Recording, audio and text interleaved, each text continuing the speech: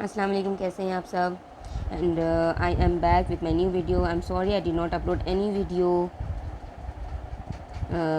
in last 2 months, and I'm back with my new video, which is about what is a short story, and the unit number is 1.3. Okay, so whenever you will open your book after listening this video, after studying by this video, so it will be easy for you to understand your books unit.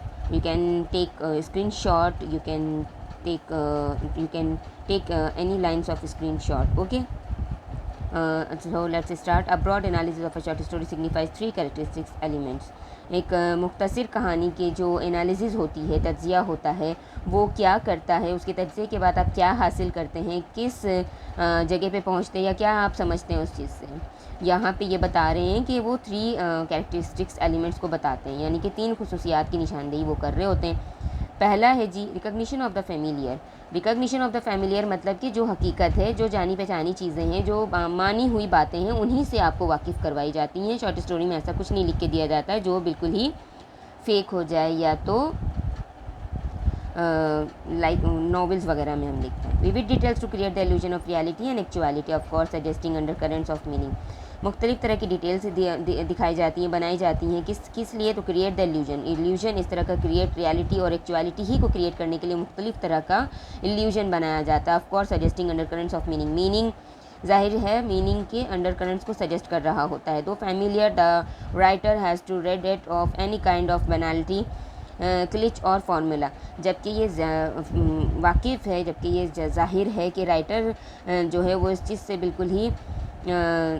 बिल्कुल ही पीछे हटना, writer को इससे पीछे हटना पड़ता है, इससे भागना पड़ता है कि वो किसी भी तरह की फरसूदगी, पाबंदी या आम सी कोई ऐसी चीज़ या फार्मूले को, क्लिच को नहीं लेकर आए। ठीक है। A short story is after all not a transcription of life but a dramatisation of it. Short story जाहिर सी बातें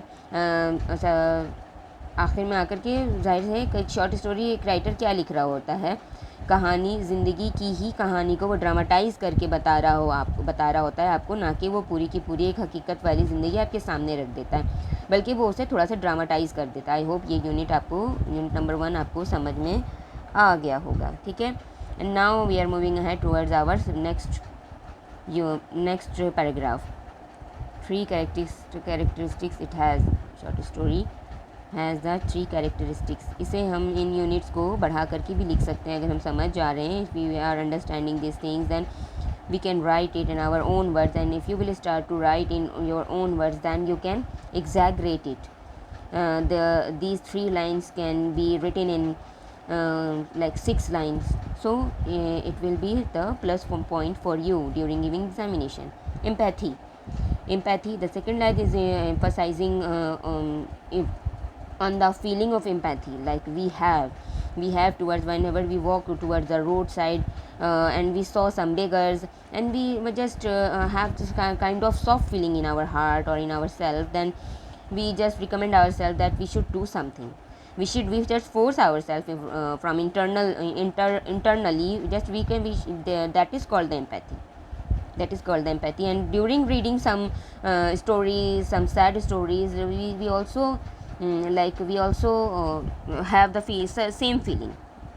So empathy, identifying ourselves so sympathetically and closely with the characters and situation as to feel a part of this actuality. जैसा कि मैंने आपको पहले भी ये बात बताई कि हम जब हमदर्दी इतनी हम जब पढ़ते हैं, हम अपने आप को कितना ज़्यादा सिंपैथेटिकली, बिल्कुल रहम दिलाना तौर पर और बिल्कुल ही करीब हो करके कैरेक्टर्स को पढ़ना शुरू कर देते हैं और उनकी हालात को महसूस करने लगते हैं असलियत के तौर पे। ठीक है। ऐसा लगता है कि हम बिल्कुल उसके जुज़ हो चुके हैं, उसके we have become the part of that character और that situation of that character and the circumstances. We just gone closer to closer. Okay. The well-worn theme thus gets vivid by being individualized and the well-worn, जब पहले से ही बहुत अच्छी तरीके से पहना हुआ हो, यानी कि पहले से ही हमारे जहन और गुमान को पहले से ही उस चीज़ का एक्सपीरियंस हुआ हो और हम उसे देख रहे हो, हम उसे फील कर रहे हो by our heart and by our soul internally. Okay. बहुत ही ज़्यादा मुख्तलिफ होते भी वो इनफरादियत की तौर पे आ जाता है. आई होप आपको ये सेकेंड यूनिट भी समझ में आया हो, और अगर नहीं आया है तो please please please go to the comment section and write your question. Okay, and now we have reached to our paragraph number 3, which is the important third section of the characteristics elements of short story. ठीक है, readability is a really very important unit in literature form. जाहिर सी बात है, अगर एक writer बहुत बेहतरीन कहानी लिखेगा लेकिन जो है हमें पढ़ने की सलाहियत नहीं है तो फिर तो बेकार है ना. अगर पढ़ने वाले में इतनी सलाहियत नहीं कि वो उसे समझ सके, वो इसे प्रॉपर वे में समझ सके, तो उसका लिखना भी शायद बेकार हो जाएगा. और ये बात भी हमें अपने दिमाग में रखना चाहिए कि जब एक राइटर लिख रहा होता है तो वो ज़मीन के सातों दरवाज़े खोलकर और आसमान के भी सातों दरवाज़े खोलकर लिख रहा होता है. उसका जहन बहुत ही ब्रॉड हो चुका होता है उस वक्त, और उसका मीनिंग किसी एक पर्टिकुलर थिंग पे आकर के कन्फाइंड नहीं हो जाता है, वो कन्फाइंड माइंड से नहीं लिखता है. तो हमें भी पढ़ते वक्त या हमें या किसी को भी every individual reader should have the broad mind to understand each and every line of a writer. Okay, तो हम पढ़ते हैं अबाउट द रीडेबिलिटी यानी कि पढ़ने की कुव्वत, पढ़ने की सलाहियत कितनी इम्पॉर्टेंट है in the literature form of short story. The good yarn pleasure tale. ठीक है, एक सूत हो जाता है, सूत मतलब धागा, जड़ से जड़ मिली हुई है, कड़ी से कड़ी मिली हुई है. ठीक है, वो अलग अलग नहीं है. एक पेज में कुछ कहानी, दूसरे पेज में कुछ कहानी, तीसरे पेज में कुछ कहानी है, and then it has just become scattered. We are not getting any unit, we are not understanding what the paragraph 1 is saying and what the another paragraph is saying. So ये नहीं होता है. Being absorbed by the fascination of the tale. हम उसके जो fascination होता है, उसकी जो फैसिनेट कर रहा है, एब्जॉर्ब, हम उसे समझ चुके होते हैं. समझते हुए उस कहानी को we are unable to put it down until we have found out what happened. हम इसे बिल्कुल भी समझने के लायक नहीं होते हैं. हम उसे एक जगह नहीं कर सकते जब तक हम उसे ये नहीं समझ सके कि हुआ क्या है, या हो क्या रहा है, या होगा क्या. जैसा कि मैंने पहले लाइन में बताया कि ये यार्न होता है, एक तसलसल होती है चीज़ में. अगर तसलसल नहीं है तो फिर हम किसी भी मतलब मंजिल तक या नुक्ते नज़र तक नहीं पहुंच सकेंगे. हम अपना पॉइंट ऑफ व्यू क्रिएट भी नहीं कर पाएंगे. Of course beyond the yarn lies a whole range of meaning to be explored.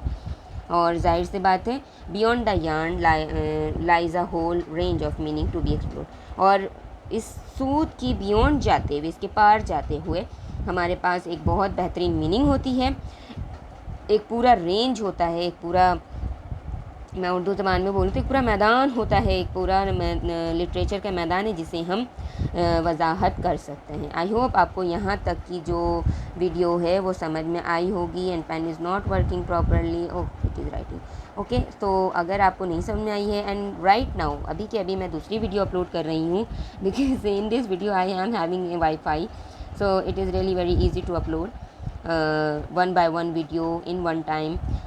सो आप लोग मुझे बताएं कि ये कितना अच्छे तरीके से समझ में आया. और अगर नहीं भी आया है कोई भी एक वर्ड, कोई भी एक लाइन, तो मैं आपको दोबारा से इस पे वीडियो बना के बता सकती हूँ. अभी के लिए इतना ही, मिलते हैं जस्ट नेक्स्ट वीडियो में. ओके, जज़ाकुमुल्लाह खैर.